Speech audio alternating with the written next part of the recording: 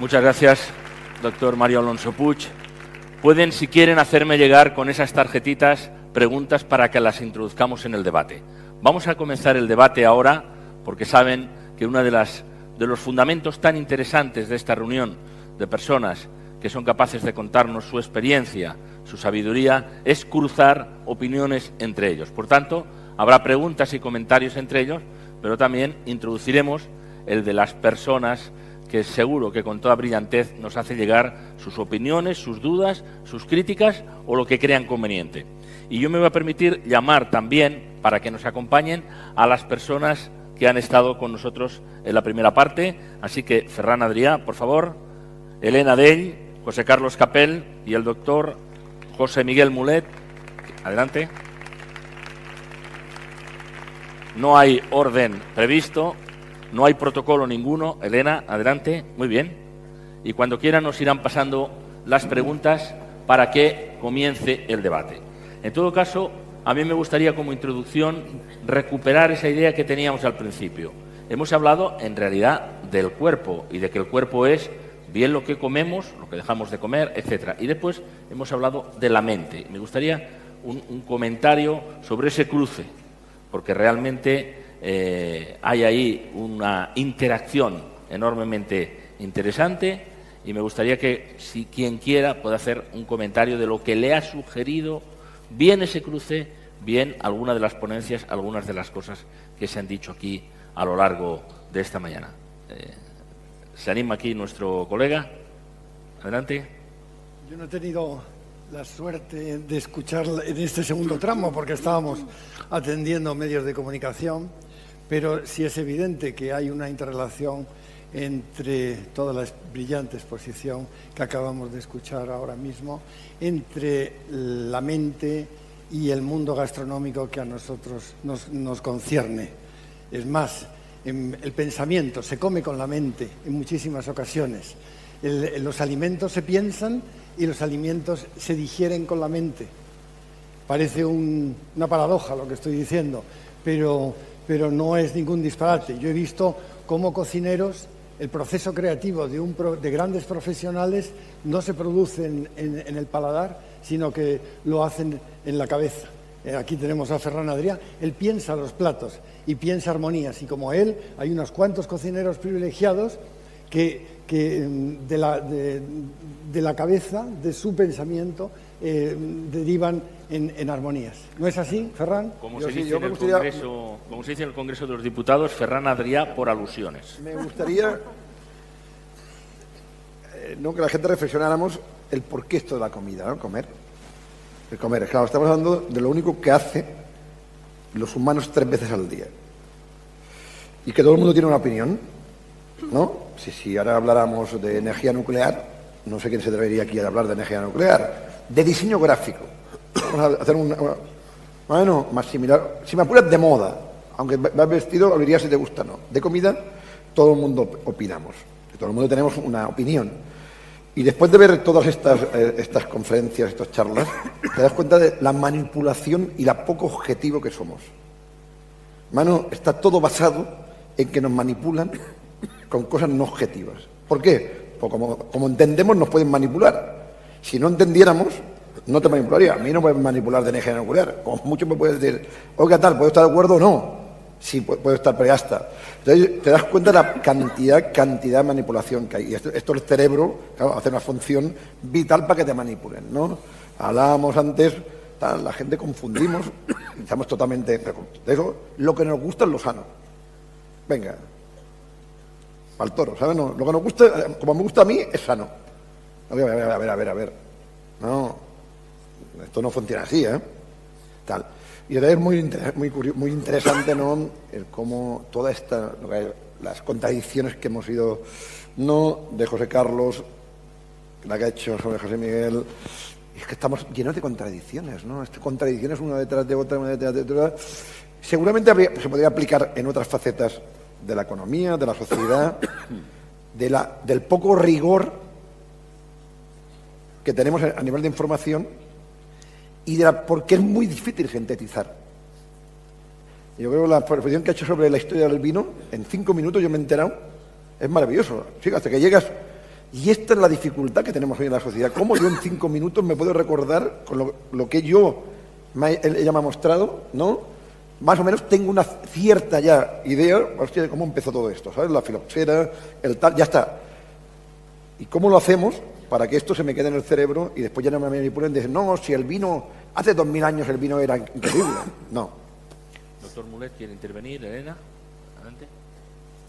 Hombre, el problema que tenemos en la alimentación es que es uno de los temas en donde lo que es el conocimiento científico, la evidencia, va más separado de lo que es la opinión popular. Es decir, se discuten una cantidad de mitos y de aberraciones sobre cosas que son buenas y que no lo son.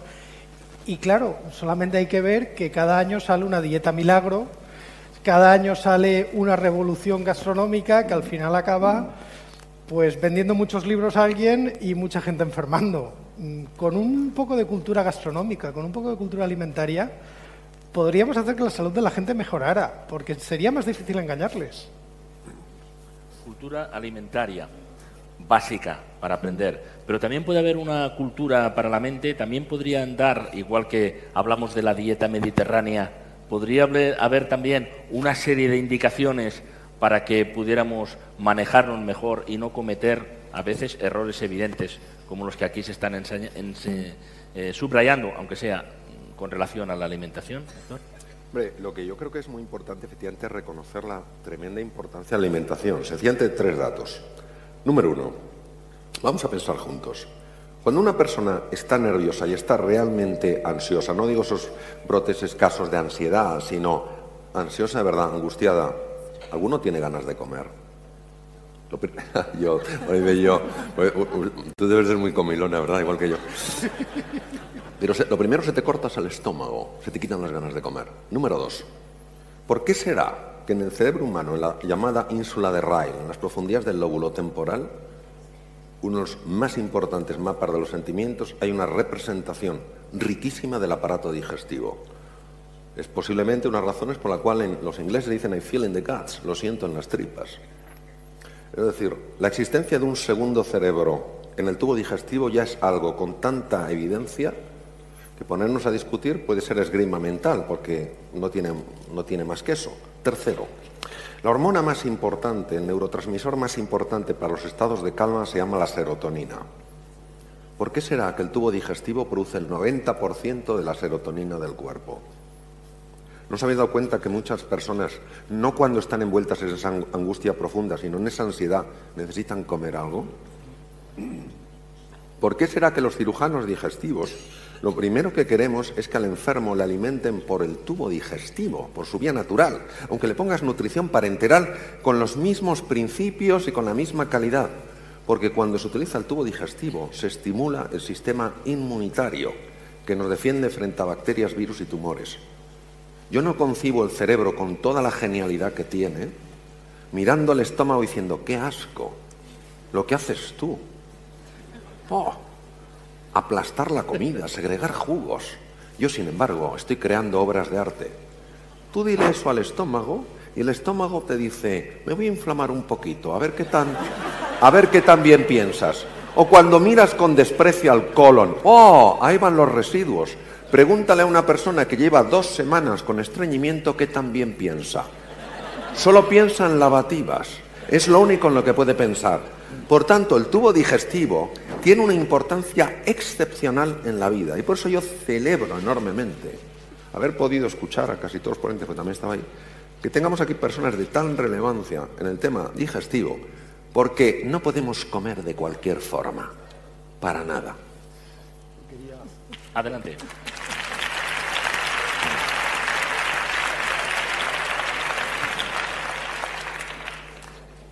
Mario, yo quería preguntarte un tema que creo que tiene importancia, el pensamiento, el cerebro, cómo influye en las filias y en las fobias de la alimentación. Hay un hecho cultural, hay un hecho gastronómico en todo ello. Yo estaba con un amigo en Cuzco, Perú, y nos sirvieron un asado realmente exquisito. No era otra cosa que el conejo de Indias, el famoso conejo de Indias de los españoles.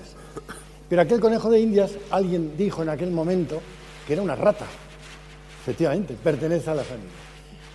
La deglución del alimento fue inmediata por parte de la persona que me acompañaba. ¿Cuáles los mecanismos que mueven el cerebro para decidir que algo es bueno o es malo, la fobia o la filia hacia un alimento? Tu pregunta es mucho mejor y más profunda que la respuesta que vas a obtener, pero es lo que hay. Vamos a ver. Nosotros somos y nos hacemos. Y nos hacemos en una cultura. Y una cultura siempre incluye una cultura alimentaria, porque eso es fundamental. Y vamos absorbiendo creencias que no las mantenemos a nivel cognitivo, sino que se integran en la musculatura. Y estas creencias las absorbemos fundamentalmente a nivel del lenguaje. Si bien esta es una cuestión muy compleja, si el razonamiento existiría sin lenguaje, la idea es que el razonamiento precisa lenguaje y el lenguaje altera el razonamiento.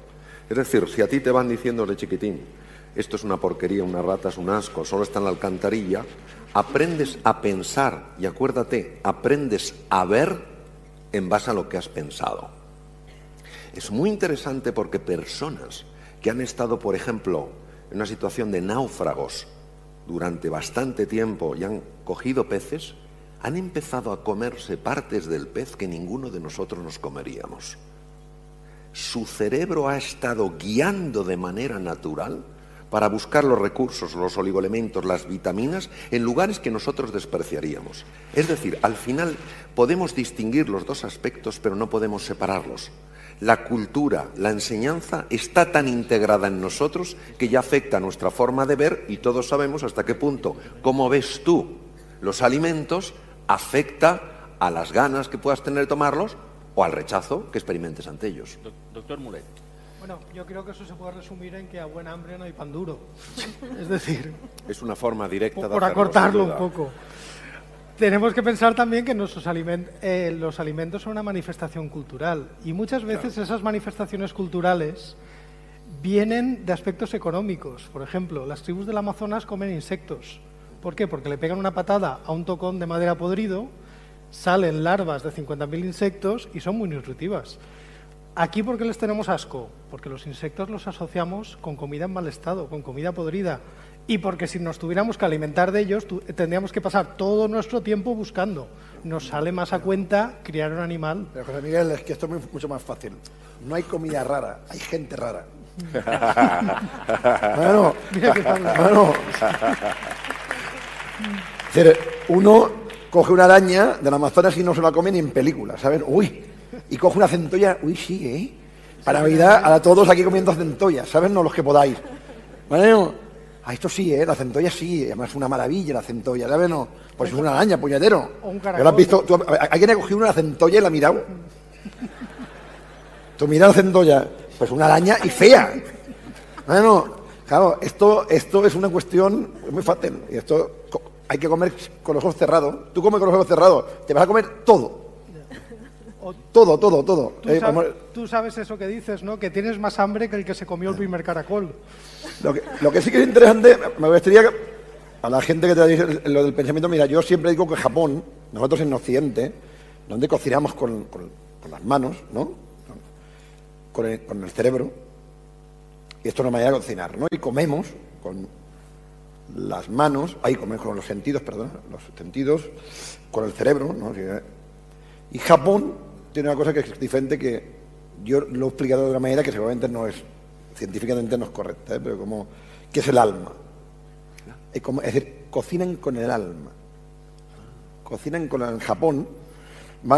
¿Qué es esto, no? Entonces, es una cosa que me es imposible explicar, porque seguramente tiene que tener un componente en el cerebro.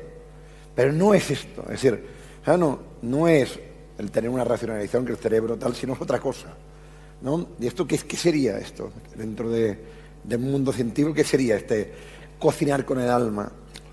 Hombre, tú has estado muchísimas veces que yo en Japón, con lo cual tienes una opinión muchísimo más documentada que la mía.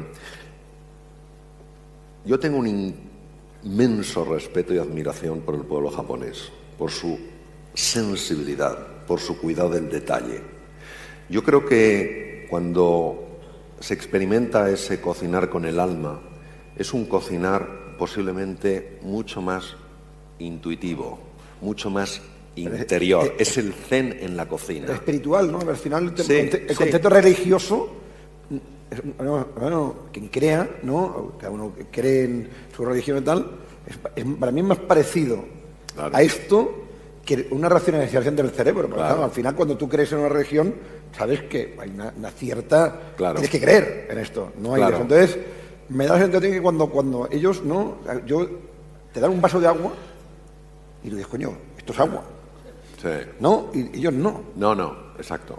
Ellos no, y entonces yo creo que ¿no? Pero esto está en el cerebro también. Ferran, yo creo que Elsa, tú lo has explicado maravillosamente. Es decir, los 3 trabajadores que pican piedra hacen lo mismo, pero la calidad, la cualidad que ponen es diferente. Los 2 primeros están, tal vez, demasiado anclados en el mundo de la fisicalidad. La otra persona sencillamente está abierta a que haya otra dimensión. Y yo creo que eso tal vez sea lo... Me gustaría incorporar el componente económico, como estamos en el momento actual, ¿no? Durísimo. No sé si lo he comentado antes, pero lo hemos comentado con José Carlos. Desde Japón, cada día salen containers con productos de alimentación por 200 millones de euros. Por 365 días son 70.000 millones de euros de exportación de productos de alimentación, ¿vale? No, cabras fuera del mundo. Lo digo porque el componente que en la sociedad española, fíjate, hoy que ya hay un reconocimiento mundial sobre la cocina española y tal, a mí me pasa, hay gente que me admira y tal, pero aún piensan que todo esto es para 4, todo el tema de la cocina y todo esto, tal. Para que veáis un poco la dimensión, 70.000 millones de euros, no sé si es la deuda que tenemos, ¿no? Ahora, anual, el déficit. ¿Vale? No, el déficit anual... Fíjate lo que estamos hablando. Con José Carlos hablábamos que una idea que igual no pueden hacer. Si estábamos en el Ibérico en Londres, ¿no? Estábamos el otro día, yo estuve en Londres, en un sitio que se llama Ibérico, jolín, y yo me emocioné, porque por primera vez, fuera de Estados Unidos con José Andrés y otros cocineros, comí tapas contemporáneas sin ser de vanguardia, y dije, ostras, esto es lo que me gustaría que hubieran 50.000 sitios como este en el mundo. 50.000 sitios de tapas, que vendieran cada día 15.000 botellas de vino, más o menos, 15.000 por 365 días, hacer esto. Que vendieran 5.000 botellas de aceite de oliva, ¿no? Español, tal. Lo digo porque sería interesante, ¿no? Entonces esto el cerebro hay que pensar. El problema que tenemos es que no hemos pensado esto. Pues esto lo digo, la comida más o menos la se ha hecho. No ha pensado porque no hay una estrategia de país, ni empresarial en esto. No existe, ¿eh? Si yo llevo, no sé, con José Carlos llevamos cuánto tiempo luchando. ¿Por qué no se hace una estrategia con las empresas, las multinacionales, la gente del vino, la gente tal? Porque los cocineros estamos ahí para ayudar, los restaurantes, los críticos estamos ahí para ayudar. Entonces, es muy importante que en este caso, a ver si logramos que pensemos, ¿no?, un poco en que esto sería de gran ayuda para la economía del país, no solamente para la parte lúdica.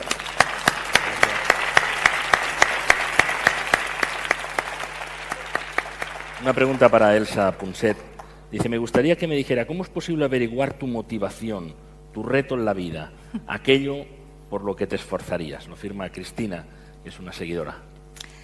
Es curioso, ¿no? Porque estamos hablando ahora de la relación entre cuerpo y mente, y es una relación de la que cada vez estamos descubriendo más. Lo que sabemos es que es total, ¿no? Ahora los neurocientíficos empiezan a hablar de que el cerebro no está solo aquí arriba, sino que está hasta el último trozo de piel del cuerpo.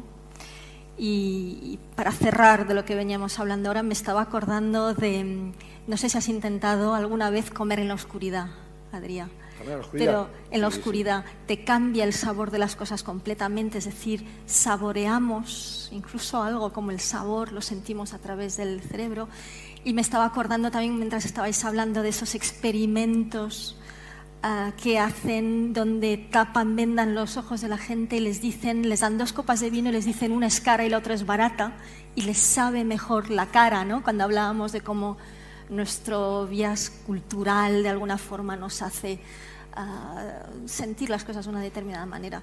El cuerpo está ahí en todo. Y yo le diría a Cristina, a mí me me desazona siempre cuando las personas me dicen, oye, Elsa, yo no sé cuál es mi sueño, no sé cuál tendría que ser mi meta, ¿no? Lo han olvidado, lo dejaron atrás hace mucho tiempo y lo olvidaron.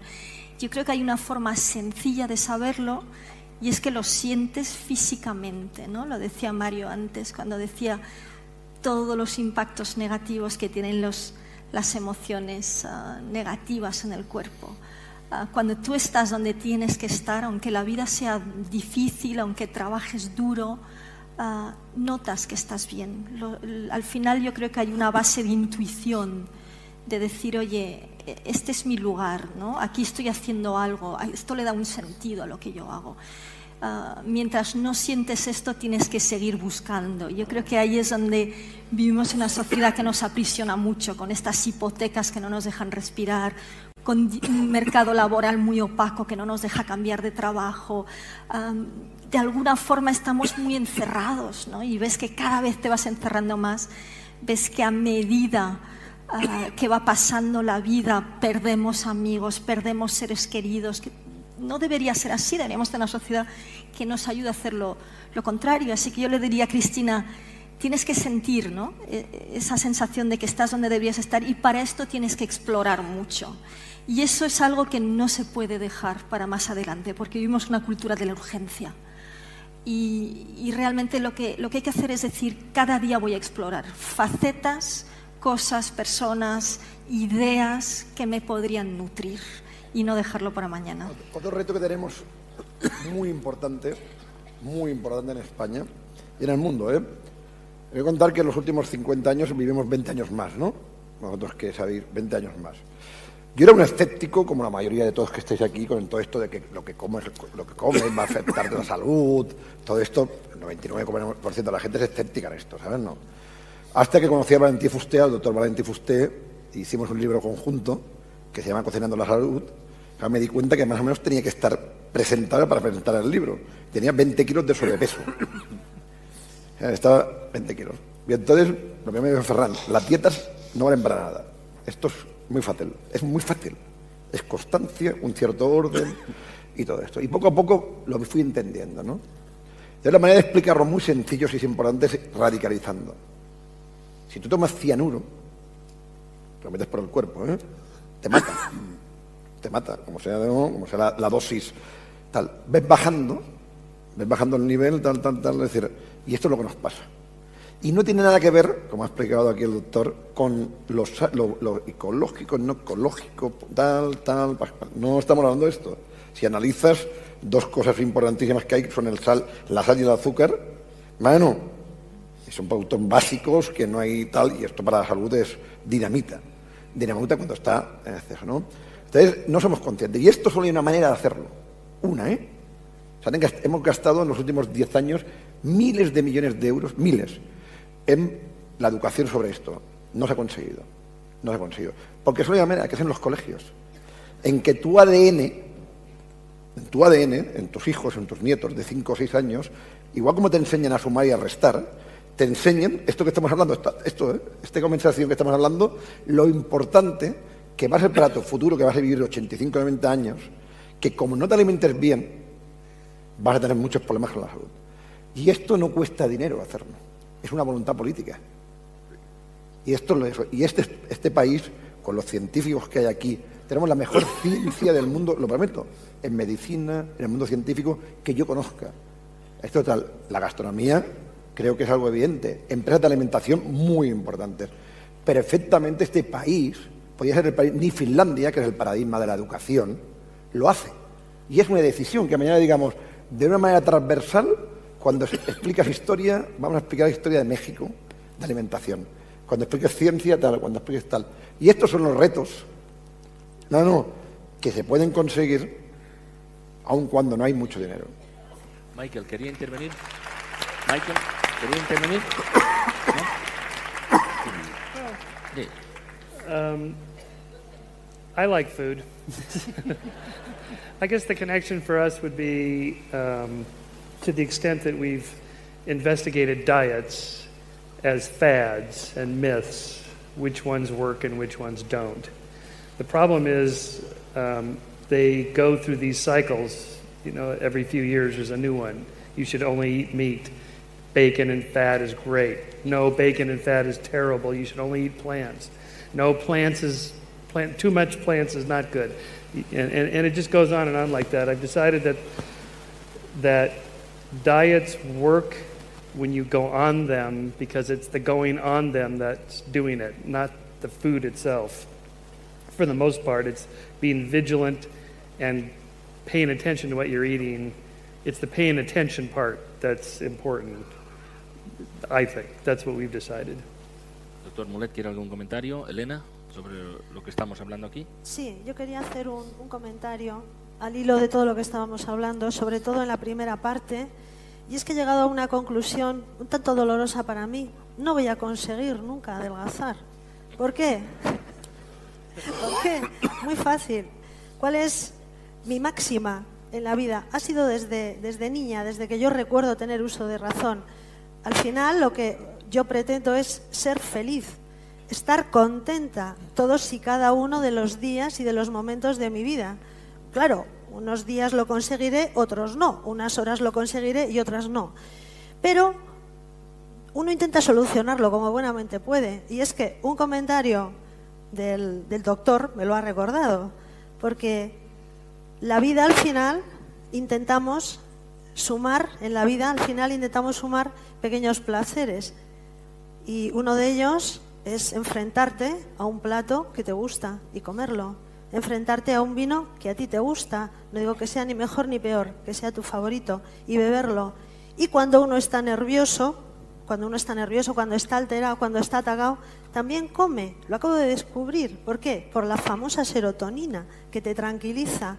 Entonces, si por una parte tienes esa aspiración, y es que tu único objetivo, no el único, pero sí el principal y el que debería ser principal, es ser feliz, estar risueño, estar contento, hay miles de cosas que te bombardean cada día que tienen el efecto contrario, te desazonan, te ponen tensa, te ponen nerviosa, te llevan a estados de ansiedad que para nada tú deseas, y cómo los aplacas. Por eso me ha hecho gracia cuando he escuchado a alguien, yo cuando estoy nerviosa como, es que a mí me pasa igual. Entonces digo, bueno, vamos a relativizar, vamos a intentar ver el aspecto positivo, pero es que muchas veces que no puedes, y entonces ¿qué haces? Comes, bebes, estás sumando un poquito de placer y lo que te tranquiliza por esta hormona que se genera.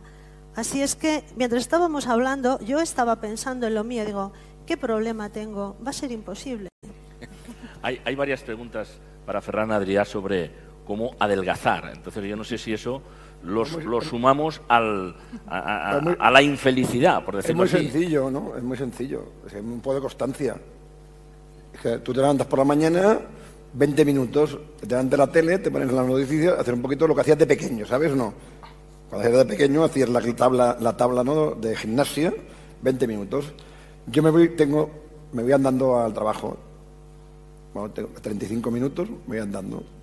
Así, bueno, y además si tengo trabajo aprovecho y hago ¿no?, todas las llamadas mientras voy andando. Sí, porque llego y tal, al mediodía comer un poquito ligero y por la noche pues hacer la fiesta. Yo sé, no digo que no, claro. Y si hago 3 noches la fiesta un poco en exceso, igual el día siguiente, pues igual, bueno, me mantengo. No, pero de verdad, lo que pasa es que fue en 2 años. Es decir, lo que no puedes perder es, ¿sabes? No, 1 kilo cada día. Que yo perdía, pues cuentan 2 años, 20 kilos. Y así de sencillo, lo digo porque tal es una cuestión de constancia, era claro. Tal, el alcohol, pues lo que ha dicho ella, claro, puedes beber un poquito de alcohol, pero claro, hombre, si te zampas, ¿sabes? No, 10 gin tonics cada día, ¿sabes? No. Lógico. Hay bastantes preguntas que nos llegan y además con letra distinta, por lo tanto, de cualquier punto de este más que hemiciclo, porque es un círculo entero en el que estamos aquí rodeándonos, relacionados casi con la señora Margarita, que su jefe tenía muy mal ambiente y tenía que cambiarlo. Es decir, las personas que nos rodean. Simplemente elijo 2, pero representan a bastantes de las que tengo aquí. Dice una, cuando nos invaden sentimientos tan horrorosos tales como la ira, la rabia, el odio, ¿hay alguna manera de entrenar nuestra mente para poder aparcarlos y ser generosos con nosotros mismos. Y una persona que se identifica como un estudiante de 23 años dice: me gustaría saber a qué nivel, a título personal, pueden influir las personas que nos rodean, ya sean negativas, pesimistas o simplemente que te quieren hacer creer que no eres capaz de algo porque ellas no pueden. ¿Se aconsejaría eliminarlas de nuestra vida en caso de que sea posible? No está sugiriendo ningún delito, pero sí precisa una novia, por ejemplo, y un padre. Muchas gracias. El entorno, la gravedad del entorno. ¿Cómo mejoramos este entorno que nos hace sentir mal y, en última instancia, si estamos inquietos, hasta comer, tal como se ha dicho aquí? Sobre la... ¿Tú querías decir algo, Elsa? Luego. Sobre la primera pregunta seré muy escueto. Cuando estamos completamente invadidos por una emoción aflictiva, solo conozco los siguientes sistemas para liberarse de ella. Primero, ejercicio físico. Ejercicio físico. Tienes que aumentar la frecuencia respiratoria y la frecuencia cardíaca para liberar una hormona que se llama oxitocina. La oxitocina inhibe los núcleos amigdalinos responsables de las emociones aflictivas. Ejercicio físico. Pero no es un paseo, no es de tiendas, no es una librería, es moverte rápido. La segunda es el humor. El humor libera beta-endorfina, que también desconecta la amígdala en los lóbulos temporales. El tercero es la conversación. La simple conversación libera oxitocina. Tenemos que buscar un mecanismo físico. Y el cuarto es mindfulness, es decir, ejercicios para tomar distancia sobre el pensamiento a base de llevar la atención al presente, el cuerpo, etc. Por favor. Si has terminado, he terminado. Añado algo más que dice Antonio Damasio de las emociones, porque es una pregunta muy interesante y nos vemos todos además rodeados de dudas con esta pregunta, ¿no? Antonio Damasio dice que una emoción intensa de signo negativo solo puedes reemplazarla por una emoción intensa del signo opuesto. Y eso es curioso, ¿no? Hay que entender lo que son las emociones. Las emociones son estados fisiológicos.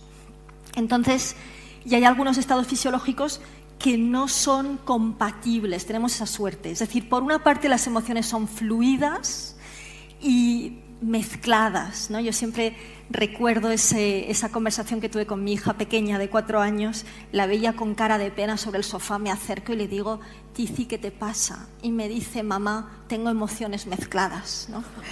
Y me dio la risa ese día y pensé: Elsa, tienes que dejar de hablarle de estas cosas a las niñas de estas edades. Pero lo cierto es que los humanos, al contrario de los demás animales, ¿no?, tenemos tendencia a muchas emociones mezcladas, excepto si son intensas. Así que si tú estás intensamente triste, si tú realmente generas, como decía Mario, actividades como la risa o el ejercicio físico que cambian, que de alguna forma sacan tu atención de esta generación de la componente química, ¿no?, de la emoción, y te dedicas a hacer otra cosa, te fuerzas, y a veces nos cuesta mucho porque nos dejamos atrapar por las emociones negativas, pues es forzarte durante un rato a dejarlo.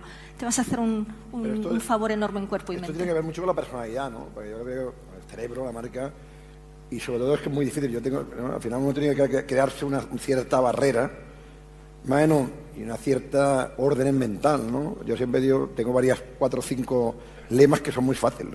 Si tienes muchos problemas, no tienes problemas. Claro, ¿verdad? Esto me pasa con mis padres, como están allí tranquilitos, cuando hay cualquier cosa se le cae la sal y es un problema gordísimo, ¿sabes? No. Otro, lo que no puedes cambiar no te preocupes.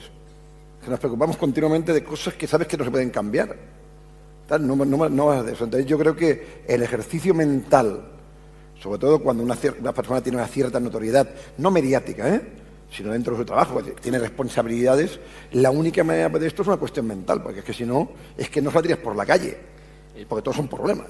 Fíjate, la siguiente pregunta, aunque la dirigían y la dirigen al doctor Mario Alonso Puig, parece que la hayan escrito mientras, hace un ratito que la tengo aquí, la voy a leer textualmente. Parece que la hayan escrito mientras estaba respondiendo, mientras estabais también Elsa y Ferran respondiendo. Dice así: vale, pero si resulta que tengo todos los síntomas de las emociones aflictivas, desde la pérdida de memoria, pasando por el colon irritable e incluso llegando al exceso de grasa abdominal, ¿aún tengo salvación para esculpir en positivo mi cerebro? Y firma una hipocondríaca en camino de ejemplo de positividad. Vale. Bueno. Dice, vale, si tengo todo esto, ¿qué pasa? A ver. Pues voy a tomar parte de lo que has dicho tú, Ferran, y parte de lo que has dicho tú, Elsa. Primero, lo más importante que tenemos que conocer es el descubrimiento de un fenómeno llamado neuroplasticidad. Neuroplasticidad implica nuevas conexiones neuronales y génesis de nuevas neuronas a partir de células madre. Somos capaces de generar entre 500 y 1000 nuevas neuronas. En 21 días la célula madre se ha convertido en neurona. Es decir, para cambiar esto, para que esta persona se reinvente, para que esta persona tenga el tipo de vida que quiere tener, tiene necesariamente que cambiar su estructura física, tiene que cambiar su cerebro. Y afortunadamente sabemos que la neuroplasticidad, como nos has explicado tú perfectamente, Elsa, no desaparece jamás. Sería interesante hablar, pero no tenemos tiempo, de cómo se descubre la neuroplasticidad. Y en relación a lo que tú decías, Ferran, como siempre, muy interesante. Se sabe que nacemos con un temperamento emocional positivo, o sea, pesimista u optimista. Se nace con ello. Pero esto es una inclinación, no es un destino. También se sabe que las personas que se han entrenado utilizando su mente, cuidando las cosas, tomándoselo en serio, han sido capaces de transformar su forma de ser y convertirse físicamente de personas pesimistas, que se sabe por la activación de ciertas áreas cerebrales, sobre todo la zona prefrontal derecha, en personas optimistas en las cuales se activa la zona prefrontal izquierda, es decir, han reestructurado su cerebro. Lo que pasa es que, como todo en la vida, exige tres cosas. Uno, creer que es verdad. A esta persona que ha hecho esta pregunta tan interesante, le diría, primero, has de creer que esto es verdad, porque si no te lo crees, ¿cómo lo vas a hacer? Segundo, tienes que querer de verdad, y querer de verdad es querer también hacer el esfuerzo para hacerlo realidad, porque hay que cambiar no ya un hábito mental, una estructura cerebral. Y tercero, has de sentirte capaz de hacerlo. Por eso, da el paso más pequeño que te atrevas en este momento. Y dando pequeños pasos es como cambiando el rumbo de un barco. Tú cambias un grado y dices, un grado no es nada. Pregúntale a un marino si cambiar un grado todos los días no te lleva a otro país. Entonces, hay un motivo tremendo para que estemos ilusionados. Nosotros podemos crear nuestro futuro, pero claro, tenemos que hacer estas cosas. Muy bien.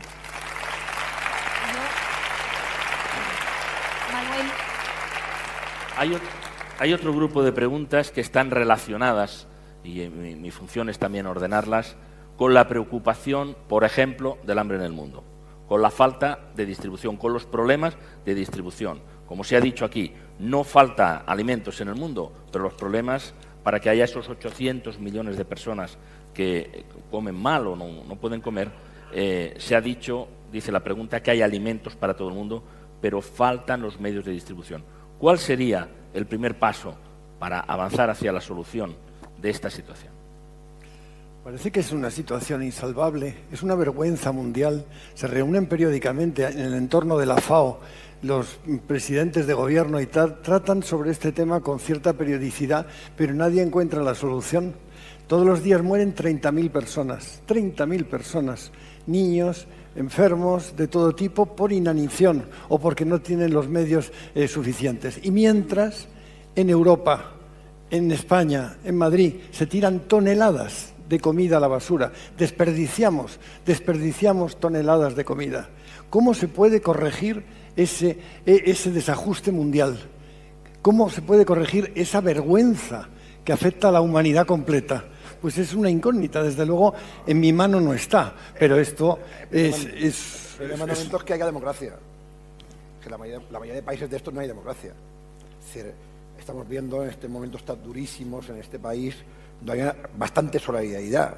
Yo lo estoy viviendo en Cataluña, allí, con todo el tema de que hay mucha gente, que no paramos de hacer cosas para la gente porque lo está pasando muy mal, gente que casi está al límite, no está al límite, está pasando hambre en este país, que no tenemos que ir afuera.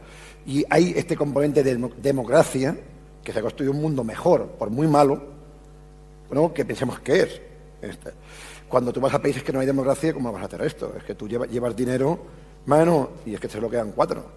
No, esto es un tema sociopolítico que no tiene nada que ver ni con cocina, ni con puñetas, ni tal. Es un tema sociopolítico. O hay democracia o no se puede arreglar. Doctor Mulet y después Elena. Doctor Mulet. Habría que poner un poco las cifras en contexto, porque es que ahora está comiendo mucha más gente que antes de la Revolución Verde en los años 50 o 60, cuando con los nuevos híbridos... que ha entrado tarde el micrófono, quiere decir que ahora está comiendo mucha más gente, dice. Que hace 50 o 60 años. El problema es que ahora también hay muchísima más gente que alimentar. Entonces, por un lado, el crecimiento de los alimentos ha ido acompañado de un crecimiento mucho mayor de la población. Es decir, si ahora mismo con la producción de alimentos tuviéramos la población de hace 50 años, yo creo que muy poca gente pasaría hambre, y si la pasara sería por la falta de distribución, porque claro, en Europa en general, a pesar de la crisis, no pasamos hambre, pero si miramos los números, resulta que Europa no tiene suficiente tierra para alimentarse. Tenemos un déficit de tierra, no tenemos soberanía alimentaria, porque estamos importando mucha de la comida que necesitamos. Si ahora mismo Europa se quedara aislada y cerráramos las fronteras, ahí sí que pasaríamos hambre. Y ahora hay un problema muy serio en África, que es el acaparamiento de tierras. Países como Rusia, China, Arabia Saudí están comprando muchas tierras porque ellos mismos ya se dan cuenta que no tienen bastante comida para ellos, con lo cual están aumentando las injusticias y los desniveles. Es decir, no es tanto una cuestión tecnológica que pueda ayudar, pero es una cuestión política. Elena. Es que plantear el problema como que es un problema de distribución me parece que es simplificar excesivamente el asunto. Es un problema con un trasfondo profundísimo. Cuando estamos pensando en situaciones de hambruna real, no que no pueda comer la chuchería que me apetece, estamos pensando normalmente en África. Y lo que necesitan esos países es estabilidad. No que tú cada 2 por 3 les lleves alimento. Lo que necesitan es estabilidad para poder producir ellos los alimentos. O sea, simplificar el problema diciendo que es un tema de distribución, pues me parece que es eso, muy elemental. ¿Alguien más quiere comentar sobre aquí? Otro problema que habría que señalar es que en África se producen muchos alimentos, pero que se destinan a la exportación. También. Ese es otro problema. Bien, a mí me gustaría terminar, quedan muy pocos minutos y vamos a intentar cumplir el horario. Aquí hay muchas personas que quieren cambiar el mundo. Lo sabemos porque conocemos a algunas personalmente, lo sabemos por las preguntas que me han llegado, porque así lo expresan. Lo sabemos por los aplausos con los que se subrayan algunas de las intervenciones que hay aquí cuando se está haciendo una firme defensa de los valores democráticos, de los valores de compartir el conocimiento, de compartir algunas salidas, ¿no? Pero hay algunas personas, entre ellas, y probablemente es la que corresponde a esta pregunta, personas que quieren cambiar el mundo, que lo explicitan así, pero hablan de esa dificultad del entorno no para vivir mal, sino porque el resto les está cerrando la posibilidad de que ellos estén haciendo ese trabajo positivo para cambiar el mundo. Soy una persona, dice, que tiene como meta cambiar el mundo. Sé que suena muy pomposo, pero moriré feliz si he hecho a lo largo de mi vida algo para cambiarlo. Está claro que a través de proyectos para que sea posible. Me considero atrevida y que me esfuerzo sobre todo en las cosas que creo que valen la pena. Pero hay una negatividad general. Me gustaría saber qué diría a esas personas que no creen en mí y tratan de desmotivarme y se empeñan en que baje el listón. También hay, es verdad, un cerco a estas personas. Va dirigida a Elsa, pero pueden intervenir todos. Adelante. Bueno, está aludiendo a algo que es importante, ¿no? Y es que las emociones se contagian como un virus. Y que es verdad, y yo lo he explicado durante mi exposición, nacemos llenos de ganas de cambiar el mundo y todo se nos va dificultando poco a poco. Pero yo creo que la gran mayoría de las dificultades, fíjate, ¿cómo se llama esta persona que nos escribe, Manuel? No lo ha firmado. No lo ha firmado. Pues esta persona que lo ha escrito, yo creo que son dificultades más mentales que otra cosa. Y yo lo que sí veo es que cuando las personas pueden envejecer de 2 maneras. Yo creo que se pueden hacer sabias o se pueden hacer cínicas. El cinismo es una postura muy cómoda, pero muy destructiva. Es una postura en la que niegas todo. Niegas la posibilidad de cambiar, niegas que las personas tengan un trasfondo sano. Y básicamente es muy seguro, es una postura que se adopta desde el miedo. Si todo lo critico, si yo no hago nada, Bueno, nadie puede criticarme a mí, estoy ahí sentado. Y procuraré que en mi entorno nadie haga nada Nadie para no se sentirme mueva. Y yo entiendo acusado. que es muy duro vivir con esto. Y entiendo además que hay, fíjate, esta persona que nos escribe, hay entornos, yo trabajo mucho con profesores, hay entornos en los que si todo está en contra, toda la comunidad escolar está en contra, te quemas intentando cambiar las cosas y no sirve. Es decir, tienes que encontrar un lugar donde tiene que haber una cierta corriente de simpatía para realmente poderte acompañar. Pero hay tantas cosas que cambiar en este mundo que creo que es casi imposible no empezar por algo, ¿no? Y me estoy acordando, para terminar, para no ocupar más tiempo, me estoy acordando de algo que me gusta mucho. Antes hemos hablado de los japoneses y de la filosofía japonesa. Hay esto que ellos llaman kaizen, que son los buenos cambios, que para ellos es empezar por un cambio muy pequeño. Y ellos siempre dicen, ¿no? Si te pasas la vida entera haciendo cambios pequeños, transformas tu vida, ¿no? Y tu vida luego tiene un impacto muy grande sobre la vida de los demás. Así que yo diría tener ese sueño, pero ser capaz de hacerlo muy poco a poco, con cambios pequeños, y buscar, porque lo hay miles de personas en este mundo con ideas y con ganas de cambiar, buscar un entorno que te apoye. Estamos en la última intervención. Ferran Adrià. Yo creo que el mundo ha cambiado mucho ya, ¿eh? Y sobre todo esto es lo que tenemos que entender, que es que nos estamos fustigando. Hay que estudiar la historia de la humanidad para ver que está mucho mejor que antes. Es verdad que con los medios que tenemos podía ser mejor. Esto es la base, no de una reflexión, pero por favor, es decir, solo tenemos que ver la Edad Media, estudiar. Hay que estudiar un poco para tal. No digo porque parece que nos fustiguemos, que hagamos todo mal, sí, hacemos cosas mal. Y esto es muy difícil desde que se inventó el tema del dinero, conceptualmente, ¿no? Es decir, si analizamos la familia, cualquier problema de familia que tengamos, el 99% siempre es problema por dinero. Los problemas familiares es cuando hay dinero por en medio. Si no hay dinero por en medio, aquí estamos siempre bien. No hay ningún problema y tal. Entonces, es muy difícil, ¿no?, esta ética, esta honestidad, no hipocresía, porque cuando digamos cambiar el mundo, ¿para quién? Para un español, que estamos aquí, estamos muy mal, ¿eh? Hay 5 millones de parados. Díselo a un chico, a gente de Kenia, que estamos mal. Le dirá a la gente de Kenia que estamos mal. Me va a decir, oiga, para mí cambiar el mundo es poder comer. Y tal. Y entonces es muy difícil. El tema es cómo se logra que esta brutalidad de capitalista que estamos inmersos, que es verdad, y sin caer en el populismo, por ejemplo, cómo funciona el mundo. ¿Cómo podemos hacerlo mejor, un poquito mejor, pero mejorar, pero no cambiarlo? Lo que tenemos que hacer es mejorar el mundo. Mario, ¿quieres intervenir sobre esto? Yo diría lo siguiente. Creo que nosotros no podemos cambiar a nadie, por más que lo intentemos, y nos empeñamos en ello constantemente. Solo nos podemos cambiar a nosotros mismos. Es mi experiencia personal. Cuando he estado en entornos complejos, en entornos, entre comillas, agresivos, que cuando yo he empezado a cambiar, cuando he empezado a dejar de quejarme, a construir, aunque fuera poquito a poco en la línea que tú decías, Elsa, curiosamente todo alrededor ha empezado a cambiar. Ainin decía, no vemos el mundo que es, vemos el mundo que somos. Y yo creo que Gandhi nos dejó un mensaje precioso. Sé tú el cambio que quieres ver en el mundo. Interesante.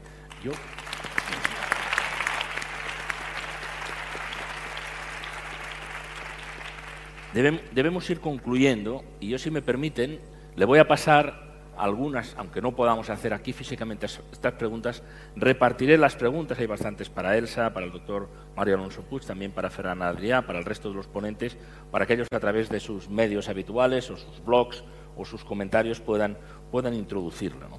Pero quizá una pregunta final, por si alguien quiere responderla, dice: sugerencias, por favor, de los ponentes en relación a una España 2.0 más positiva, más emprendedora y con más visión de futuro. Yo creo que, independientemente de que es verdad que todo es relativo, Ferran, pero hay una preocupación muy importante por cómo estamos y a veces por esta negatividad que nos invade y que nos impide construir, aunque sea a partir de pequeños cambios, a partir de nuestro pequeño entorno, pero hay cosas que probablemente se pueden hacer. Y hay otras relacionadas también, y esto está, digamos, rodeando a esta pregunta, de que los sistemas habituales, por el sistema político que existe, etcétera, no encontramos la salida. ¿Hay alguna sugerencia? ¿Qué podríamos hacer? Preguntan a los ponentes, para encontrar una España más positiva, emprendedora y con visión del futuro. Adelante, Mario. Aparcar los intereses particulares y buscar un ideal común. Sí, de claro. Yo creo que este país tiene lo más difícil que hace falta para hacer esto, que es talento. Talento hay. Lo que está fallando es el modelo y el compromiso de la gente que tiene medios, cuando digo medios de todos los niveles, con la sociedad. No hay un compromiso. Aquí todos los achacamos a la administración que sí, que está haciendo cosas que se tienen que mejorar mucho.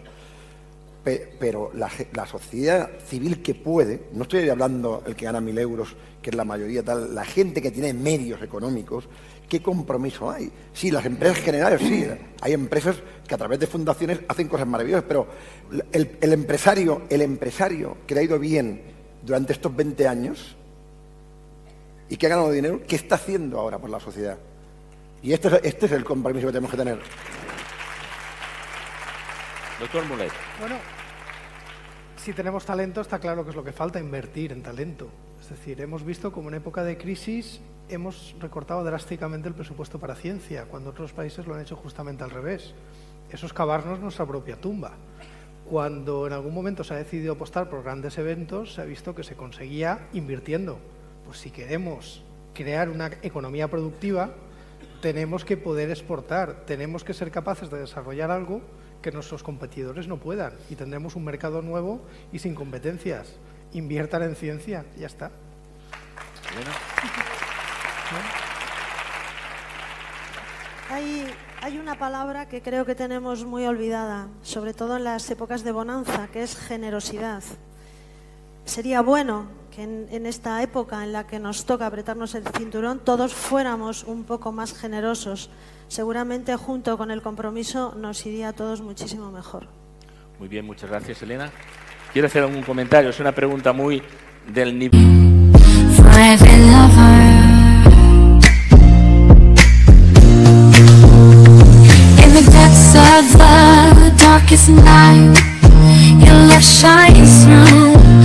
Guiding light with every heartbeat. I feel your grace. In your warm embrace, I find my place. Darling, don't cry, don't shed a tear, for I'll be your fortress. I'll always be near. Though storms may rage and oceans may roar, I'll stand by your side forevermore. Through the trials and the tests we face, our love will endure, it cannot be erased. So dry your eyes, my love, and take my hand. Together we'll conquer. El que tenemos, de la preocupación que tenemos en nuestro país, pero escuchamos con enorme interés sus sugerencias. Michael. I suggest we all go home and get a plate, sit down at the kitchen table and put a marshmallow on it and see how long you can last before you eat it, and then see if you can get two. It's a self-discipline. It's all self-discipline, and it starts with each of us individually, just having to make a little bit of difference in the world, just one tiny little step. All of us cumulatively can change the world that way. One marshmallow at a time. Él y tú. José Carlos Capel y después Elsa. Adelante. Creo que no nos queda más remedio que salir de la espiral de pesimismo en la que nos hemos enzarzado de una manera un poco absurda. Yo soy un defensor del trabajo. Creo que hay que tener ideas y defenderlas, seguir y luchar por ellas y rodearse de aquellas personas con las que tienes una complicidad. Y cuando se persiguen los objetivos, se consiguen siempre. Nos falta voluntad, perseverancia y muchas ganas de trabajar y sacar adelante toda suerte de proyectos, porque España está lleno de mucho talento y de gente muy valiosa. Gracias.